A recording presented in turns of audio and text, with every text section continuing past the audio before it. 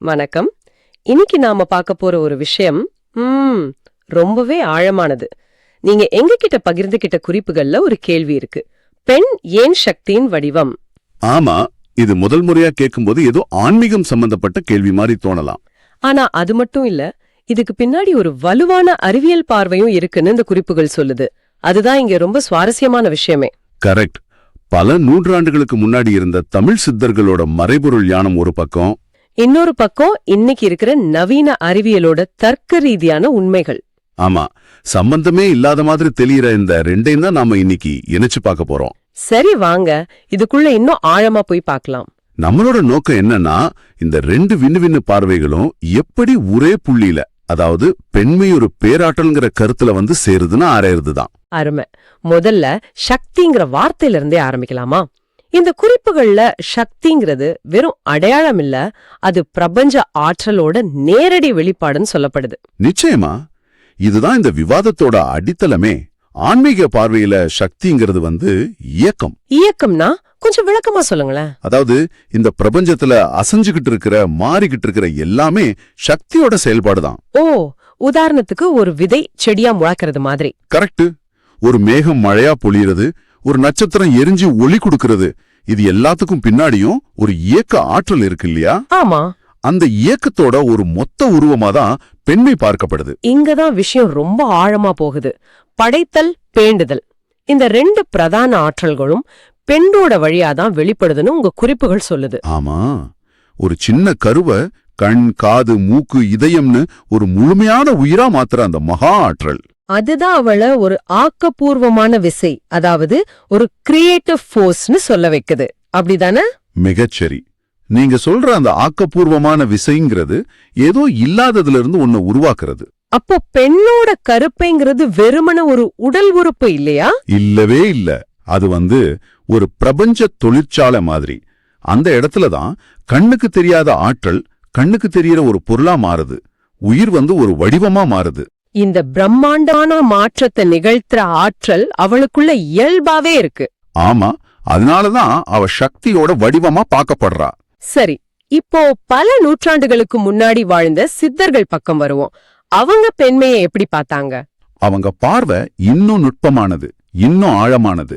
அவங்க உடலையும் பிரபஞ்சத்தையும் ஒரு குறியீட்டு மொழியில, அதாவது ஒரு கோடட் லாங்குவேஜ்ல ஆய்வு செஞ்சாங்கன்னு குறிப்பு சொல்லுது. அப்படின்னா என்ன?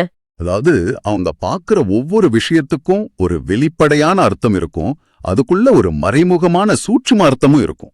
ஓகே. அந்த பார்வையில பெண்கிறவன் வந்து ரகசியங்கள் நிறைந்த ஒரு சூட்சும பெட்டகம். சூட்சும பெட்டகமா? கேட்கவே ரொம்ப சுவாரஸ்யமா இருக்கு.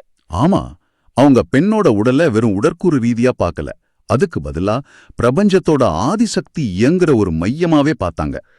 இதுக்கு ஏதாவது உதாரணம் இருக்கா? இருக்கு. பெண்ணோட உடல்ல நடக்கிற மாதாந்திர சுழற்சி, அது அவங்க வெறும் ஒரு உயிரியல் நிகழ்வா பார்க்கல. அப்போ எப்படி பார்த்தாங்க? நிலவோட வளர்ப்பிறை, தேய்பிறைக்கும் பெண்ணோட உடலுக்குள்ள நடக்கிற கருமுட்டை உருவாக்கம், சிதைவுக்கும் நேரடி ஆற்றல் தொடர்பு இருக்குன்னு நம்புனாங்க. அப்படியா? ஆமா, இது வந்து பிரபஞ்சத்தோட ஒரு மைக்ரோ மாடல், அதாவது ஒரு சின்ன மாதிரி நம்ம உடலுக்குள்ளேயே இயங்குறது போல. வாவ்! அப்போ ஒரு பெண்ணோட உடலுக்குள்ள நடக்கிற ஒவ்வொரு சின்ன மாற்றத்துக்கும் ஒரு பிரபஞ்ச அளவுல அர்த்தம் இருக்குன்னு சித்தர்கள் நம்புனாங்களே. ஆமா, அதனாலதான் கோவிலோட மூலஸ்தானத்தை கூட கர்ப்பகிரகம்னு சொல்றாங்க. ஓ, கர்ப்பகிரகம் படைப்பின் ரகசியம் நடக்கும் இடம். கரெக்ட். கோவிலோட மையமும் அதுதான், ஒரு பெண்ணோட கருப்பையும் அதுதான். இந்த மொழி ரீதியான இணைப்பே சித்தர்களோட பார்வை எவ்வளவு ஆழமானதுன்னு நமக்கு உணர்த்துது. ஒரு நிமிஷம். சித்தர்கள் சொன்னது அவங்களோட அனுபவ ஞானம், தியானத்துல கிடைச்ச உள் உணர்வு. அறிவியல் சொல்றது பரிசோதனைகள், தரவுகள் அடிப்படையிலான முடிவுகள். இது ரெண்டும் ஒரே விஷயத்த பத்தி பேசுதுன்னு சொல்றது கொஞ்சம் நம்புற மாதிரி இல்லையே. இது தற்செயலா அமைஞ்ச ஒரு ஒற்றுமையா இருக்க கூடாதா? ரொம்ப நல்ல கேள்வி. இதுதான் இந்த ஆய்வோட மையப்புள்ளியே. சித்தர்கள் அதை உணர்ந்தார்கள், நவீன அறிவியல் அதை வேறொரு மொழியில நிரூபிக்குது. பாதைகள் வேற, ஆனா சேர்ற இடம் ஒண்ணுன்னு சொல்றீங்களா? ஆமா. சரி, அறிவியல் இதை எப்படி அணுகுதுன்னு பாப்போம். சொல்லுங்க, இதுக்கு நவீன அறிவியல் என்ன சொல்லுது? அறிவியல் பார்வையில ஆற்றல், அதாவது எனர்ஜிங்கிறது என்ன? ஒரு வேலையை செய்யற திறன், இல்லையா? ஆமா. இப்ப நீங்க யோசிச்சு பாருங்க, ஒரு புதிய உயிரை உருவாக்குறதும் அதை 10 மாசம் தாங்கி வளர்க்கறதும் இந்த பிரபஞ்சத்திலேயே எவ்வளவு பெரிய சிக்கலான ஒரு வேலை. நினைச்சு பார்க்கவே முடியாத அளவுக்கு ஒரு பிரம்மாண்டமான வேலை தான் அது. ஒரு கண்ணுக்கு தெரியாத செல் இருந்து சில கிலோ எடையுள்ள சிந்திக்கிற திறன் கொண்ட ஒரு முழு மனிதனை உருவாக்குறதுக்கு எவ்வளவு பெரிய ஆற்றல் பரிமாற்றம் தேவைப்படும். ஆமா. அந்த ஆற்றல் தேவையத்தான் உங்க குறிப்பு உயிரியல் ஆற்றல் மையம், அதாவது பயாலஜிக்கல் எனர்ஜி சென்டர்னு சொல்லுது. இது வெறும் வார்த்தை இல்லையா? இல்லவே இல்ல. உதாரணத்துக்கு கர்ப்ப காலத்துல ஒரு பெண்ணோட வளர்ச்சிதை மாற்றம், அதாவது மெட்டபாலிசம் கிட்டத்தட்ட 20% வரைக்கும் அதிகரிக்குது. அப்படியா? அது மட்டும் இல்ல, அவளோட இதயம் இயல்பை விட 50% அதிகமா ரத்தத்தை பம்ப் செய்யுது.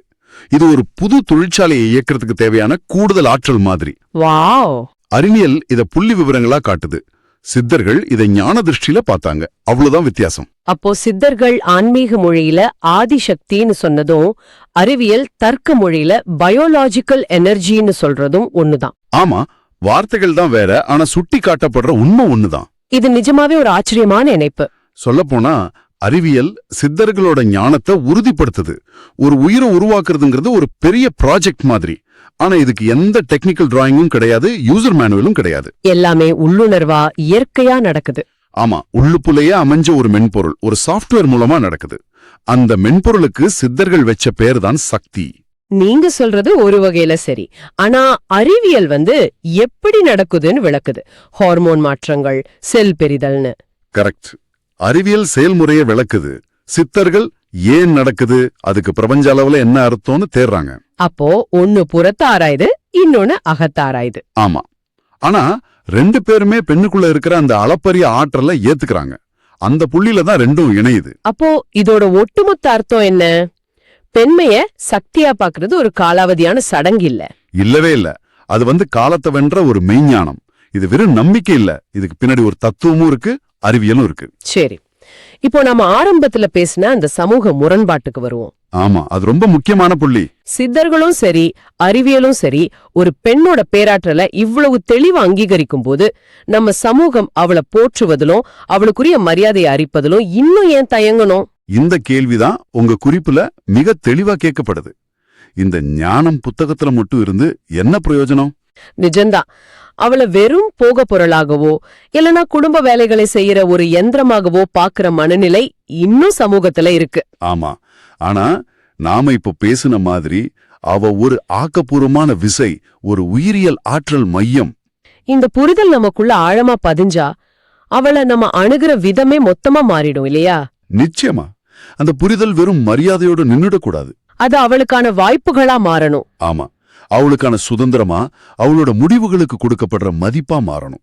அவளுக்குள்ள இவ்வளவு பெரிய படைப்பாற்றல் இருக்கும்போது அத வீட்டின் 4 சுவர்களுக்குள்ள மட்டும் சுருக்கிறது ஒரு மகா சக்திய சிறை வைக்கிறதுக்கு சமம். கரெக்ட். அந்த மாற்றத்துக்கான விதையத்தான் இந்த மாதிரியான உரையாடல்கள் விதைக்குது. ஒரு பெண்ண வெறும் உடலா பார்க்காம அவளுக்குள்ள இருக்கிற அந்த படைப்பு சக்தியை உணர்றதுதான் முதல் படி.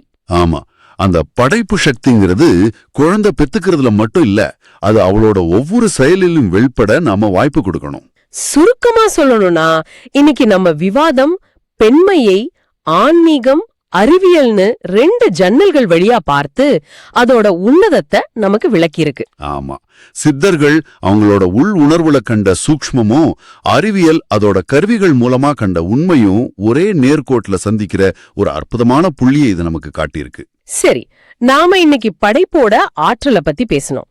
சமூக மாற்றத்தோட தேவையையும் புரிஞ்சுக்கிட்டோம்.